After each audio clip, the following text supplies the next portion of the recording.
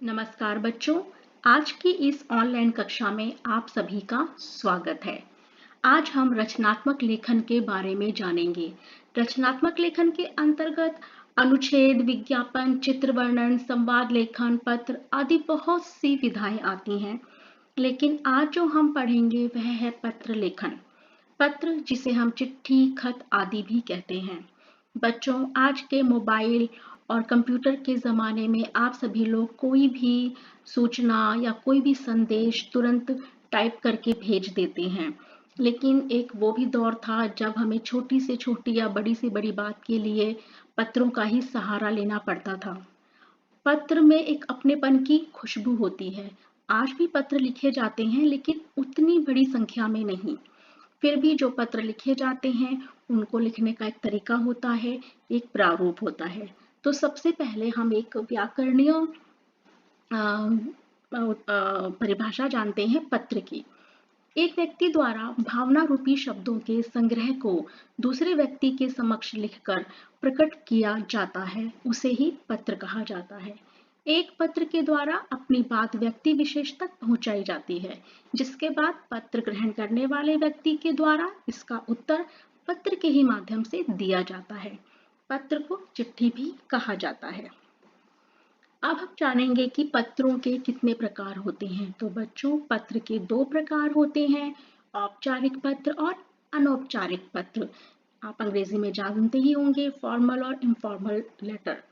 औपचारिक पत्र जिसके अंदर हमें औपचारिकता की आवश्यकता होती है, अर्थात दफ्तरों में, सरकारी कार्यालयों में, ऐसी जगह जहाँ पर हमें बहुत ही अदब के साथ, बहुत ही औपचारिकताएं निभाते हुए ही काम करना होता है, तो वहीं पर हम जो पत्र लिखते हैं उसमें भी बहुत सारी औपचारिकताएं निभाते हैं, तो उसे औपचारिक पत्र कहा जाता है।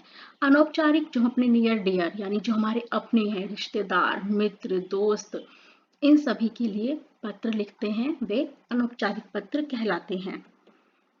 अब हम जानते हैं एक अच्छे पत्र की विशेषताएं, चाहे वे औपचारिक पत्र हो चाहे अनौपचारिक। हमें जो कुछ बातों का ध्यान रखना है वे हैं संक्षिप्तता, यानी पत्र संक्षिप्त में हो, थोड़ा छोटा हो। ये नहीं कि आपने बहुत सारे पेजेस का प्रयोग कर लिया है, पृष्ठ का प्रयोग कर लिया है और उसमें जो काम की बात है वो बहुत थोड़ी है। तो हमें हर किसी के समय का ख्याल रखना चाहिए और पत्र संक्षिप्त होना चाहिए। संतुलित भाषा, भाषा ऐसा ना हो कि कहीं पर आपने बहुत ही क्लिष्ट हिंदी प्रयोग कर ली है, बहुत ही गूढ़ शब्द प्रयोग कर लिए, कहीं पे एकदम आम बोलचाल की भाषा प्रयोग कर ली है। तो एक संतुलन बनाकर लिखिए। तारतम्यता, एक बात से दूसरी बात जुड़ी रहे। ये नहीं कि जो बात आखिर में कहनी है पहले बोल दी, बीच वाली बात आखिर में बोल दी, ऐसा नहीं। एक के बाद एक सीरीज वाइज में। शिष्टता, ध्यान रखिए आप पत्र किसको लिख रहे हैं, उनका क्या पद है, वो आपके जीवन में क्या स्थान रखते हैं, उसके अनुसार ही आप उनके लिए शब्दों का प्रयोग कीजिए। सज्जा यानी सुंदर लेख, मोती जैसे अक्षर और अच्छे अच्छे शब्दों का ही प्रयोग करें। अब आते हैं औपचारिक पत्र पर। औपचारिक पत्र में प्रार्थना पत्र जो कि अवकाश के लिए, शिकायत, सुधार, आवेदन के लिए लिखे जाते हैं। अवकाश जैसे आपने अपने ऑफिस से छुट्टी लेनी है या विद्यालय से लेनी है, शिकायत बिजली की, पानी की, या पुलिस में या बैंक में चेकबुक हो गई है, सुधार आपको अपने नाम में सुधार करना है या कहीं पर कोई परेशानी है वहाँ पे सुधार करना है, आवेदन, नौकरी के लिए आवेदन, कार्यालय पत्र, जितने भी सरकारी विभाग है वहाँ पर, व्यवसायिक बिजनेस वाले पत्र।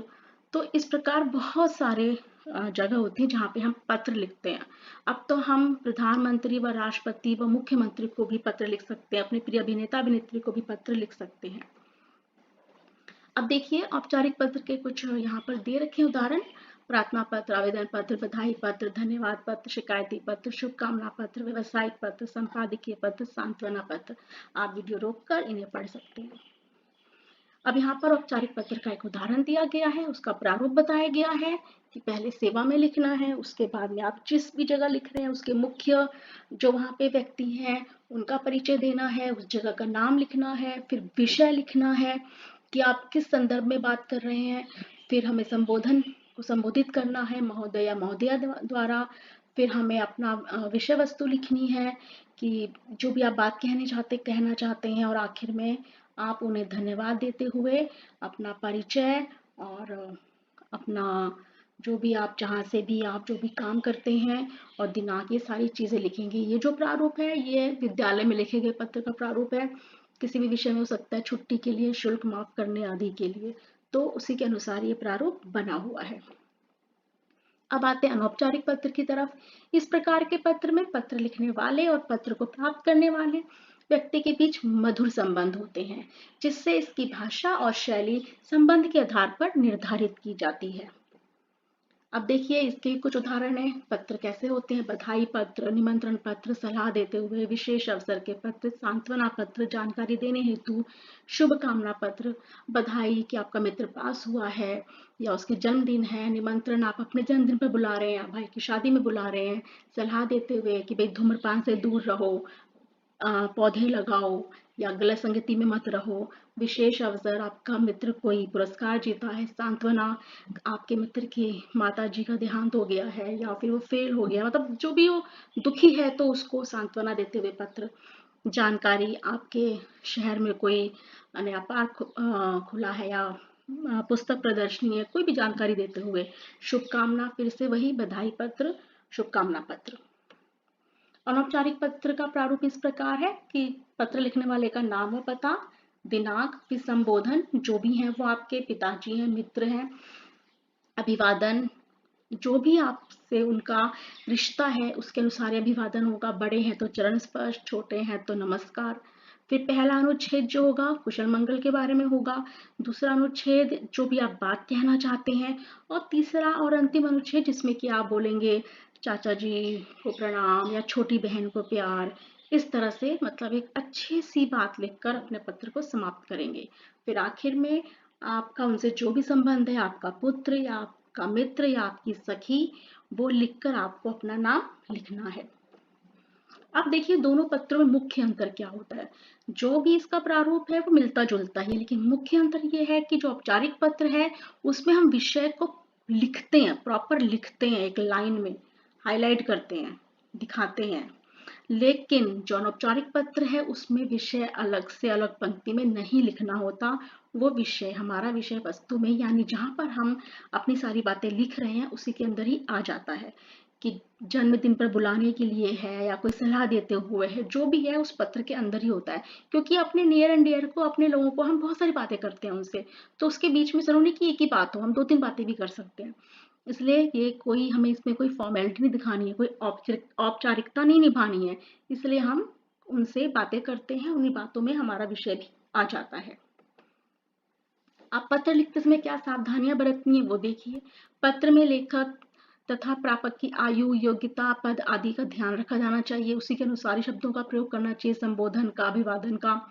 पत्र सारगर्भित होना चाहिए, उसका एक निकल के आना चाहिए कि भाई इतनी सारी जो बातें लिखी हैं उसका असल में क्या अर्थ है, क्या कहना चाहते हैं। पत्र सुलेख में लिखा होना चाहिए, अच्छी लिखावट में लिखा होना चाहिए। पत्र में सरल भाषा का प्रयोग किया जाना चाहिए, ऐसा ना हो कि उनको अपनी डिक्शनरी लेके ढूंढनी पड़े शब्दकोश कि ये शब्द का मैं अर्थ कैसे पता लगाऊं।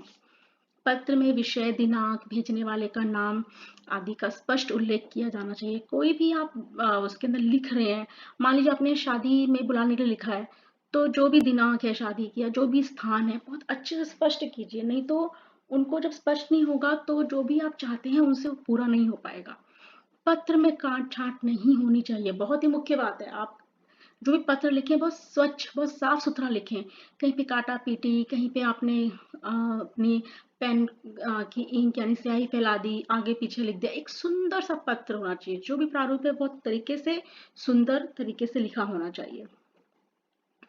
अब यहाँ पे है कि हम जो भी जिनको पत्र लिख रहे हैं तो उनको क्या संबोधन करेंगे, संबोधित करेंगे, अभिवादन में क्या कहेंगे और अंत में क्या कहेंगे, वो सब कुछ इसमें लिखा गया है। आप वीडियो रोककर पढ़ सकते हैं, मैं थोड़ा सा पढ़ देती हूँ। गुरुजनों और परिवार के बड़े लोगों को संबोधन: मान्यवर, आदरणीय, पूजनीय, श्रद्धेय, माननीय, पूजनीय, अभिवादन में सादर चरण स्पर्श, और अंत में आपका आज्ञाकारी पुत्र या पुत्री या अनुज या छात्र, शिष्य, अगर वो स्त्री हैं तो बहन, छात्रा, शिष्य आदि लिखेंगे।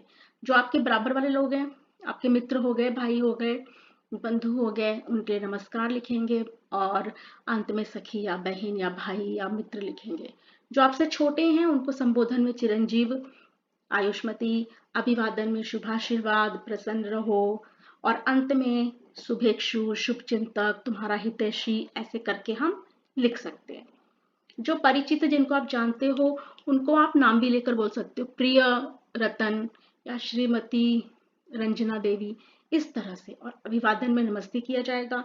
अपरिचित को, जिसको आप जानते नहीं, तो आपको नाम नहीं पता है, तो आप केवल क्या लिखेंगे, प्रिय महाशय, महोदय, महोदया, और अभिवादन में नमस्कार। और अंत के शब्द होंगे आपके अपने लिए भवदीय, और अगर आप लड़की हैं, स्त्री हैं, तो भवदीया। उसी प्रकार किसी अधिकारी को लिख रहे हैं तो महोदय, महोदया, नमस्ते, और अंत में भवदीय और भवदीया। तो बच्चों, आपने देखा कि जो पत्र लेखन कला है बहुत ही खूबसूरत कला है, और पत्र लिखते समय हमें अपने दिल के सारे भावों को उड़ेल देना चाहिए। यदि हम अपने किसी परिचित को पत्र लिख रहे हैं, अगर हम बुरी संगति से हटाने के लिए या धूम्रपान के लिए मना करने के लिए लिख रहे हैं, तो हम ऐसी ऐसी बातें लिखें, ऐसे ऐसे उसके अंदर विचार लिखें कि पत्र पढ़ने वाला उस पत्र में छिपे संदेश को समझ सके। और यदि हम औपचारिक पत्र लिख रहे हैं अपना काम करवाने के लिए किसी कार्यालय में कहीं पर भी, तो वो भी हमारा काम करने के लिए लालायित हो जाए, मतलब वो पत्र से इतना आकर्षित हो जाए कि हमारा काम वो करके ही रहे।